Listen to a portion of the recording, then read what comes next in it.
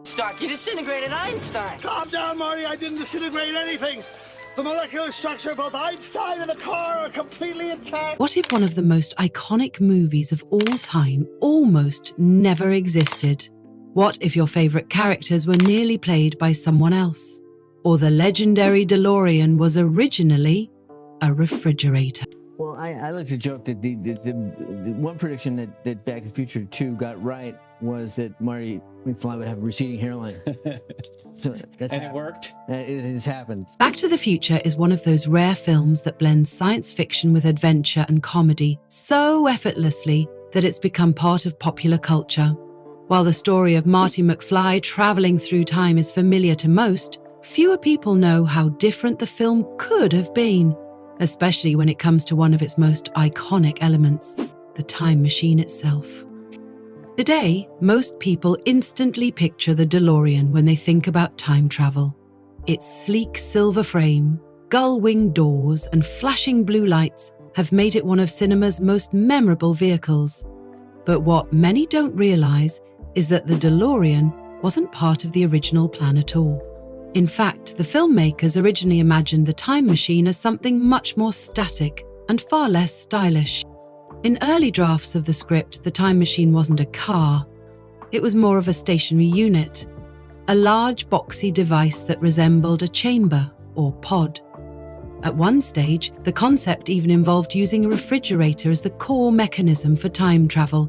The characters would physically climb into it to activate the machine and be transported through time. This version had a much more traditional sci-fi look, somewhat like the kind of props used in 1950 science fiction films. This idea, while creative, soon ran into problems.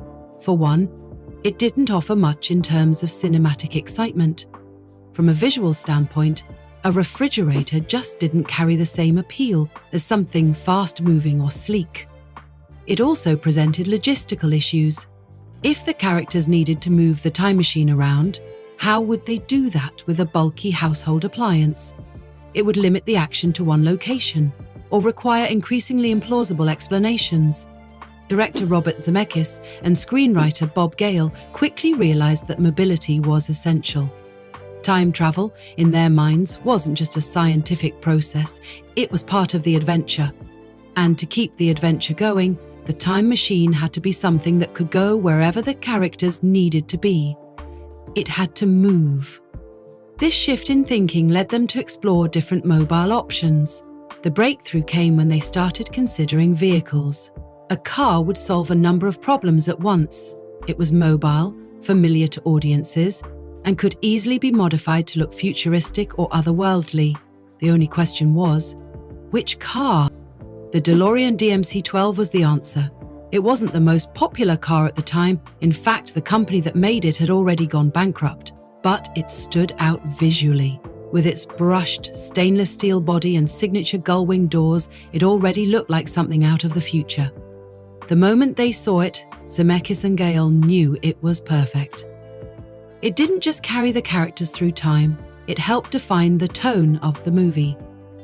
Using the DeLorean wasn't just about appearances. The car gave the time machine a unique personality. It wasn't just a tool, it became a character in its own right. The moment it speeds up to 88 miles per hour and leaves behind flaming tire tracks has become one of the most recognizable scenes in film history. That imagery wouldn't have worked with a stationary pod or a fridge. The DeLorean offered dynamic movement, visual impact, and the sense of urgency that the story needed. What's interesting is how the filmmakers made the car feel believable within the world of the story. The idea of the flux capacitor, the fictional device that powers time travel, was introduced as a piece of sci-fi technology that Doc Brown created. It sat in plain view inside the car, glowing and blinking, giving audiences something to focus on as the engine roared and the countdown began. It made the fantasy feel just real enough. There was also a practical consideration behind using a car. For a story about a teenager having a time machine that doubles as a cool vehicle just made sense. It allowed Marty McFly to jump in and go wherever he needed to be, whether escaping from danger or racing against the clock. teen audiences at the time were drawn to cars, and the DeLorean added that extra layer of wish fulfillment. It wasn't just a plot device, it was something you'd want to drive yourself. The filmmakers also used the car to inject humor and tension into scenes. One example is when the DeLorean malfunctions just as Marty is trying to escape. Another is when the vehicle gets stuck in a barn after arriving in 1955. These moments added to the drama while reminding viewers that the car, despite being futuristic, was still a machine with its own quirks. That made it feel more grounded. Looking back, it's hard to imagine the film without the DeLorean. It's become so tied to the identity of the franchise that thinking about a refrigerator in its place seems almost absurd. But this is often how iconic elements are born. Not through a single moment of genius, but through trial, error, and creative problem solving. This kind of evolution happens frequently in film development. Initial ideas get tested, pushed, and reshaped until something better emerges. In the case of Back to the Future, changing the time machine from a static pod to a moving car fundamentally changed the pacing and feel of the entire story. It turned what could have been a more cerebral or technical film into an action-packed, visually engaging adventure. But the transformation didn't stop with just choosing a car. The filmmakers worked hard to integrate the DeLorean into every part of the story. They gave it distinctive sounds, flashing lights, and detailed interiors to make it feel alive. Everything from the way the doors opened to the countdown on the dashboard was designed to enhance the sense of excitement. And it worked. Audiences responded immediately. The DeLorean became an instant icon. Even people who had never seen the film recognized it as the time travel car. Its popularity soared, and it even gave a second life to the real-life car, which had struggled commercially before the movie came out. Of course, some people did question the science behind it. Could a car really reach 88 miles per hour quickly enough? Would a stainless steel body help or hinder time travel? But the film never claimed to be scientifically accurate. It claimed to be entertaining. And in that regard, the DeLorean delivered in spades. The success of the DeLorean as the time machine also shaped the direction of the sequels. In the later films, the car goes through upgrades. It flies, it folds into a hover mode, and it gets powered by Mr. Fusion, a fictional energy converter. These changes kept things fresh, while staying true to the original concept. Each new version built on the charm of the original design. The DeLorean's journey from discarded prototype to cinematic legend is a great example of how creative decisions in film can have a lasting impact. What started as a functional plot device turned into a cultural touchstone. It's a reminder that in filmmaking, the smallest change in design or structure can end up defining an entire franchise. So, while most people remember the thrilling scenes and witty dialogue of Back to the Future, it's worth pausing to appreciate how close we came to seeing a very different movie. Without the switch from refrigerator to DeLorean, the film might not have had the same energy, humor, or timeless appeal. Sometimes, the right choice isn't the obvious one. It's the one that moves. While Back to the Future is now widely regarded as a classic, its journey to the big screen was far from smooth. In fact, the film nearly didn't get made at all. What seems today like a surefire hit was originally seen by many in the industry as a confusing risk. The mix of science fiction, comedy, and coming-of-age themes didn't fit neatly into any particular category, and that made studios hesitant. It wasn't a straightforward drama, nor was it a traditional comedy. Instead, it combined elements from both, wrapped in a story about time travel, teenage love, and scientific invention. When Robert Zemeckis and Bob Gale first came up with the idea, they believed they had something fresh. They saw potential in the unusual premise of a teenager accidentally traveling back in time and meeting his parents when they were his age. It was a high-concept idea with a lot of creative possibilities, but many studio executives didn't see it that way. They weren't sure how to market it. Was it meant for kids or adults? Was it a comedy or a science fiction film? That lack of clarity led to a series of rejections. The Century and Gale pitched the script to multiple studios, and time and again the answer was no. Some executives thought the story was simply too strange. Others felt it wouldn't connect with general audiences. Time travel as a plot device wasn't new, but the way Back to the Future approached it, mixing it with humor, family drama, and teenage awkwardness, was something Hollywood hadn't really seen before. In a time when many successful films stuck to clear formulas, this story didn't check the usual boxes. Another issue was the tone. Back to the Future walked a fine line between light-hearted fun and serious emotional stakes. Studios often prefer projects that are easier to define and promote, and this one didn't give them an easy answer. One scene might feature a fast-paced chase, while another focused on awkward teenage romance or the consequences of changing the past. Balancing those elements was ambitious, but to some executives, it seemed risky. There were also concerns about casting and production costs. Studios worried about whether a teenage lead character could carry the film. Marty McFly wasn't a superhero or a high-profile action star. He was a regular kid, and some decision-makers doubted that audiences would connect with someone so ordinary. On top of that, the special effects involved in showing time travel, lightning strikes, and other key scenes were expected to be expensive. Studios were cautious about investing in a project that didn't offer immediate guarantees of success. Despite the challenges, Zemeckis and Gale kept pushing. One of the key turning points came when Steven Spielberg got involved. Spielberg had already built a strong reputation as a director and producer by the mid-1980s. He had helped bring hits like E.T. and Raiders of the Lost Ark to the screen and had become known for spotting potential in unusual stories. When he read the Back to the Future script, he saw something special. He believed in the project and was willing to back it. Spielberg's support made a huge difference. His involvement gave the project a level of credibility that helped it move forward.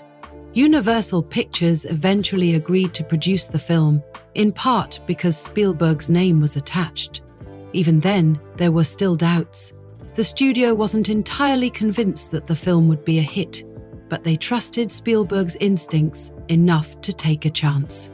Without that push from someone with real influence in the industry, the project might have stalled permanently. With production approved, attention turned to casting. From the start, Robert Zemeckis and Bob Gale wanted Michael J. Fox to play the role of Marty McFly. Fox was best known at the time for his role on the popular television series Family Ties. He had a natural charisma and excellent comedic timing that the filmmakers believed would suit the character perfectly. However, getting Fox on board wasn't simple. At the time, Fox was committed to filming Family Ties, and the show's producers were reluctant to let him take on another project. They worried that his absence would affect the show's success. As a result, Fox had to initially turn down the role, despite his interest. With no guarantee that Fox would become available, the filmmakers were forced to move ahead with another actor. That actor was Eric Stoltz. Stoltz was a talented performer with a background in drama and had impressed people with his earlier work. He was cast as Marty McFly, and filming began with him in the lead. However, as production continued, concerns started to surface. While Stoltz took the role seriously and gave a committed performance, it became increasingly clear that his interpretation of the character didn't quite match the tone the filmmakers were aiming for. Stoltz played Marty with a level of seriousness and intensity that felt more suited to a dramatic film. Back to the Future, while it had moments of tension and emotion, needed a lighter touch. The story required someone who could bring humor and energy to the screen while still being believable in more heartfelt moments.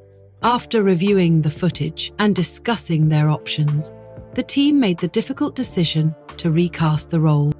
Around this time, Fox's schedule on Family Ties shifted. His availability opened up just enough to make it possible for him to take on the role in Back to the Future. The producers jumped at the opportunity. It would mean a demanding schedule for Fox, but he agreed. He began filming Back to the Future at night, after spending his days on the Family Ties set. For several months, he juggled both roles with almost no rest. This meant working long hours and often getting by on very little sleep. Fox has since described that period as exhausting but exhilarating. Despite the pressure, he approached the work with energy and focus. His performance brought a new life to the film. His comic instincts, quick timing, and natural likability transformed the character of Marty McFly into someone audiences could root for. Replacing a lead actor partway through filming is a rare and risky move, especially in a project already under pressure. It required reshooting several key scenes and adjusting the production schedule. But in the end, the decision proved to be the right one. Fox's portrayal struck the balance the film needed. He was funny, relatable, and grounded, and he brought a sense of youthful curiosity that made the story's more outlandish moments feel believable. The chemistry between Fox and the rest of the cast was also a major asset. His interactions with Christopher Lloyd, who played Doc Brown, created one of the most memorable partnerships in film history. The energy between them felt natural and helped anchor the film's emotional core. Whether they were arguing over scientific theories or trying to outrun trouble, their connection made the stakes feel real. Michael J. Fox's performance didn't just help the film succeed, it became a defining moment in his career. Audiences embraced him as Marty McFly, and his portrayal has remained iconic ever since. At the same time, he continued to perform in Family Ties, earning praise for his ability to maintain both roles without letting either one suffer.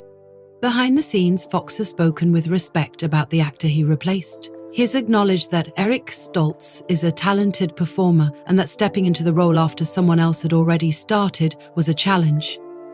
It was a delicate situation, but both actors handled it with professionalism. There's no sense of rivalry, just mutual respect for the work involved. The decision to bring in Fox wasn't without cost or effort, but it helped shape the final product in a way that resonated with audiences. It's one of many examples from the production that shows how flexibility and bold choices can lead to long-lasting success. Sometimes, the right path only becomes clear after the first one doesn't quite work out. Back to the Future might have started with a series of rejections and setbacks, but those early struggles ultimately contributed to its success.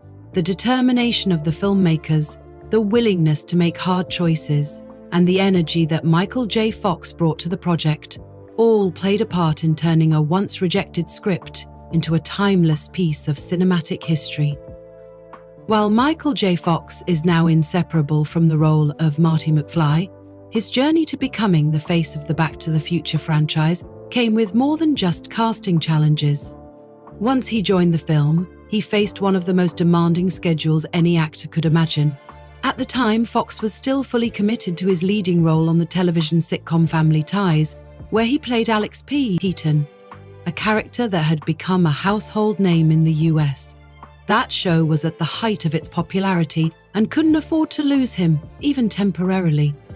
When Fox agreed to step into the role of Marty McFly, it was under the condition that he would continue working on Family Ties during the day and film Back to the Future during nights and weekends. It wasn't ideal, but it was the only way the filmmakers could get their first-choice actor into the movie without causing disruption to his television obligations. The result was a grueling, often punishing schedule. Fox would usually start his day around 10 a.m. on the Family Ties set.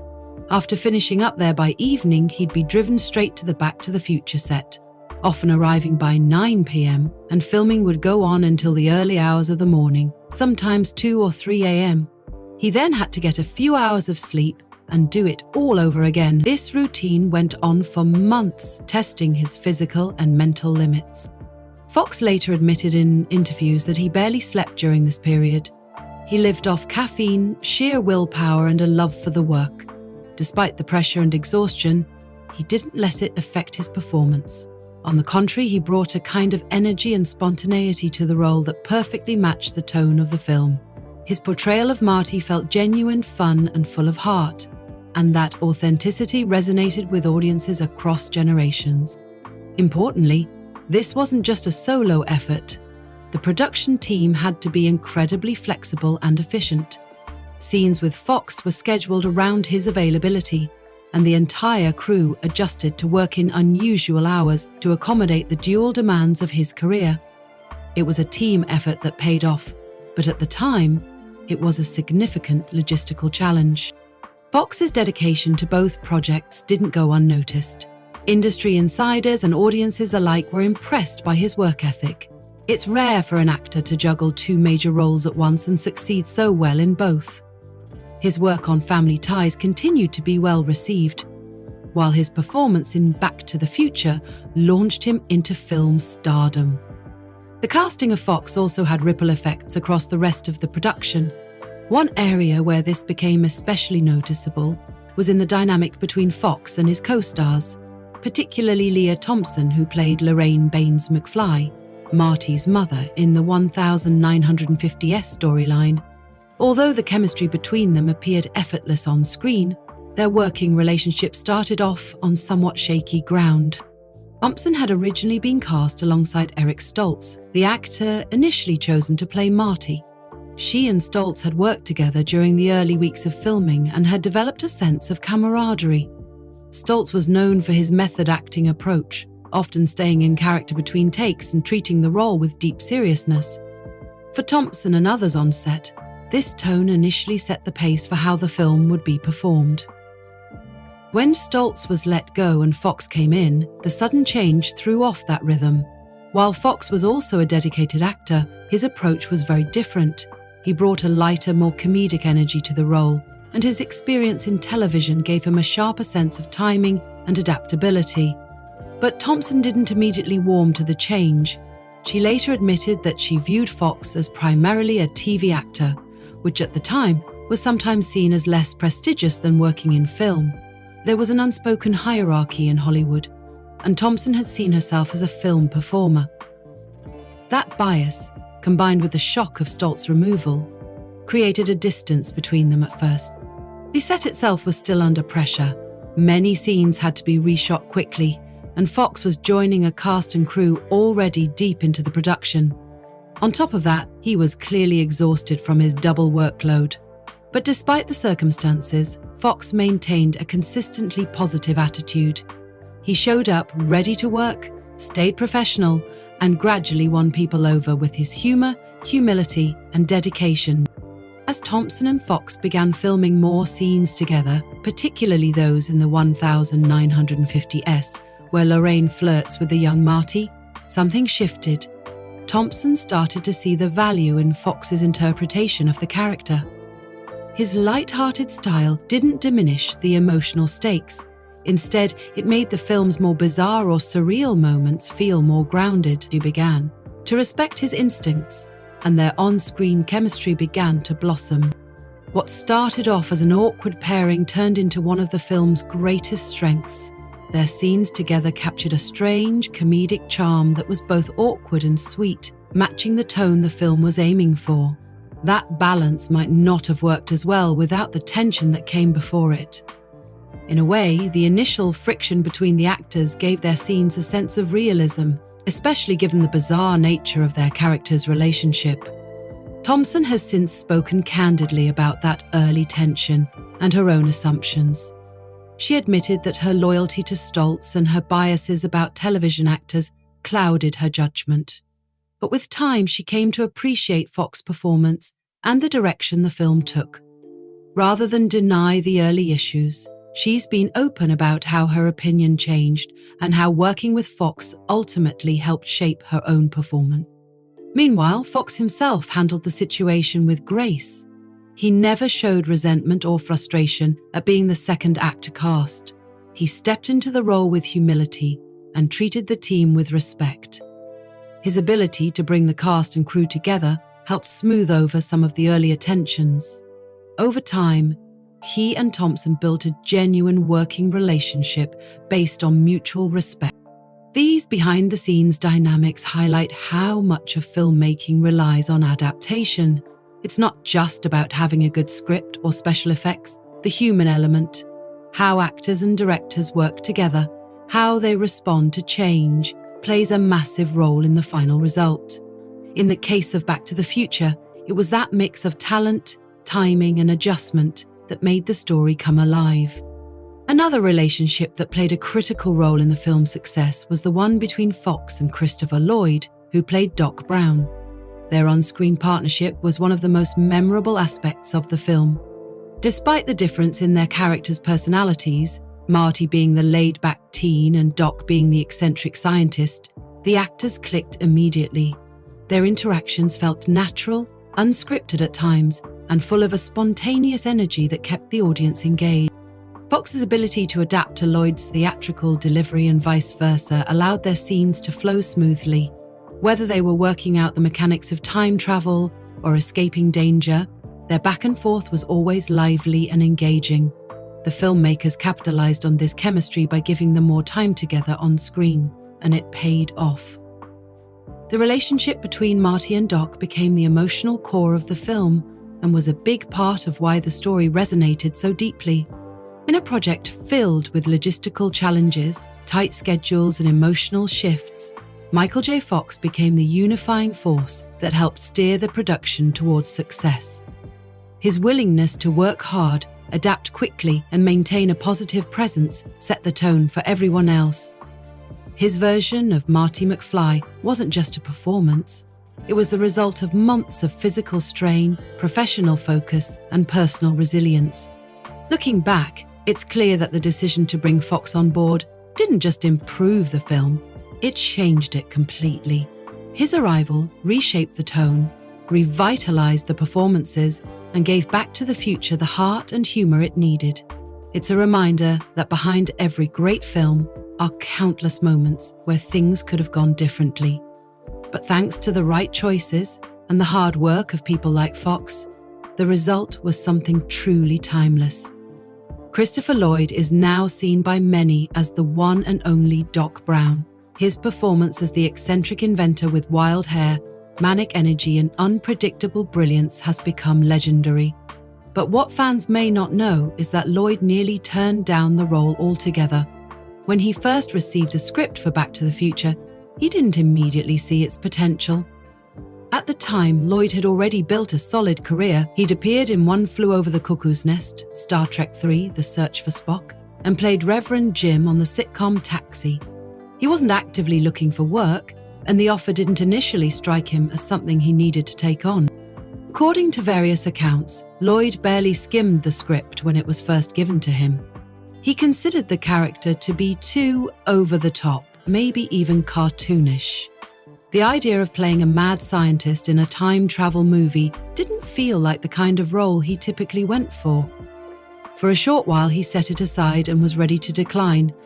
However, something made him pick it back up again, whether it was a second read-through, encouragement from someone close, or a gut feeling. Lloyd gave it another chance. On that closer read, he started to see what the script was really doing, mixing sci-fi adventure with character-driven humor and emotional depth. And that, combined with the opportunity to work with director Robert Zemeckis, helped change his mind. Once Lloyd decided to take the role, he threw himself into the part of Doc Brown completely. He crafted the character's physicality, his voice, and his exaggerated movements with care. The result was a character that felt both larger than life and totally believable. Doc Brown was quirky, yes, but he also had heart and a sense of purpose. His friendship with Marty wasn't just a plot device, it felt real, and that was in no small part due to Lloyd's performance. The chemistry between Lloyd and Michael J. Fox was another factor that helped cement the film's success. Their dynamic felt natural. Lloyd's eccentricity and Fox's grounded charm played off each other in just the right way. It's hard now to imagine anyone else in either role. The way they interacted, quick banter, shared panic, and eventual understanding, gave the story a lot of its warmth and humor. But Lloyd wasn't the only actor whose involvement came close to not happening. The story of Jennifer Parker, Marty's girlfriend, also reveals just how much Back to the Future evolved during production. While most fans remember Claudia Wells in the role, she wasn't the first person cast. Initially, the part was given to Melora Hardin, who was set to star opposite Eric Stoltz, the original actor chosen to play Marty. Hardin had already begun filming scenes alongside Stoltz when the decision was made to recast the lead role. The shift to Michael J. Fox, while ultimately successful, created some complications. One of those was visual. Hardin was noticeably taller than Fox, and the filmmakers worried that the height difference would look awkward on screen, especially in romantic scenes. Although Hardin was talented and well prepared for the role, the production team felt the pairing didn't quite work with the new casting choice. As a result, Hardin was let go, and Claudia Wells, who had previously auditioned, was brought in.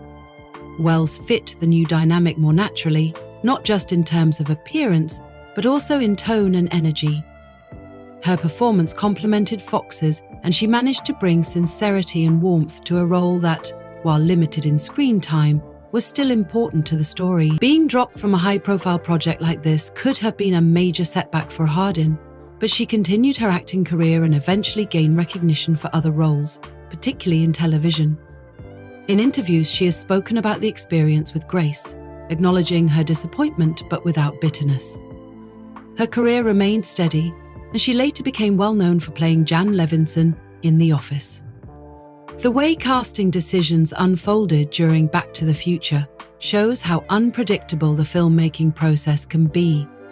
The project saw multiple changes, and nearly every major casting decision went through unexpected twists. Yet somehow, all the pieces ended up falling into place in a way that shaped the movie into a classic. It's a reminder that sometimes things need to fall apart a little before they can come together the right way.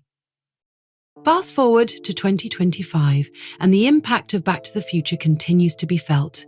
As the film marked its 40th anniversary, cast members reunited at Fan Expo New Orleans in what turned out to be an emotional and joyful celebration. Fans from multiple generations attended the event, eager to see the original stars reflect on a movie that still means so much to them. Michael J. Fox, Leah Thompson, Christopher Lloyd, Thomas Wilson, and even musician Huey Lewis all took part in the reunion. Each brought their own perspective on the legacy of the film and how it shaped their careers. Fox, despite dealing with ongoing health challenges due to Parkinson's disease, appeared upbeat and engaged. He shared stories from the set, joked with his co-stars, and reflected on what it was like to live through such an intense and iconic moment in pop culture history. His energy and humor reminded fans of why Marty McFly became such a beloved character. Leah Thompson looked back on the film with a mix of nostalgia and gratitude. She spoke about how the role of Lorraine changed the direction of her career and how surreal it was to see the film still have relevance 4 decades later. She also touched on how her early views on her co-stars, particularly Fox, evolved into genuine admiration over time. Christopher Lloyd was, as always, a standout. He spoke about how much he enjoyed developing the character of Doc Brown and the challenge of balancing the character's wildness with genuine emotion. His appreciation for the fans and for the film's continued success was clear in everything he said. His respect for the creative team and his co-stars reflected a genuine fondness for the project. Thomas F. Wilson, who played the role of Biff Tannen, brought his trademark humor to the reunion. He joked about being remembered as one of film's most memorable bullies and shared what it was like to play such a distinct character. His stories added a lighter, often hilarious dimension to the event. Huey Lewis also took the stage to talk about the unexpected success of The Power of Love, the song that became forever tied to Back to the Future. He spoke about how he was originally unsure about contributing to a movie soundtrack and how surprised he was by the song's lasting popularity. He expressed gratitude for being connected to a story that so many people still enjoy. The reunion wasn't just a trip down memory lane, it was also a chance to reflect on why Back to the Future has stood the test of time. Its core themes, friendship, personal growth, and the idea that our choices shape our future, continue to resonate. The film blends science fiction with humor and heart in a way that still feels fresh. Unlike many other movies from the 1980s, it doesn't rely only on nostalgia to stay relevant. Nor do our muse haven't heard of. It has lasted the test of time. It still connects with new viewers today. What made the reunion especially meaningful was the mix of fans in attendance. Young adults, older generations, and even children came together to celebrate a film that spans decades. Many shared stories about how they watched it with their parents, or how it became a tradition to rewatch it every year. The universal appeal of the story continues to inspire new audiences, proving that great storytelling, relatable characters, and clever writing don't go out of style. In the end, the 40th anniversary of Back to the Future served as more than just a milestone. It was a tribute to the people behind the film, those who believed in the project even when it faced setbacks, those who worked through sleepless nights and last-minute changes, and those who embraced their roles so completely that their characters became timeless. The celebration was also a reminder of how movies can bring people together across time, generations, and experiences. As fans look forward, there's talk about preserving the legacy through new formats, including the stage musical, documentaries, and continued releases of special edition media. But for many, the original trilogy remains unmatched. Its place in film history is secure, not just because of its creative concept or its unforgettable quotes, but because it came together through the efforts of people who genuinely cared about the story they were telling. And with each anniversary that passes, it becomes clearer that Back to the Future wasn't just a product of its time. It was, in many ways, ahead of it.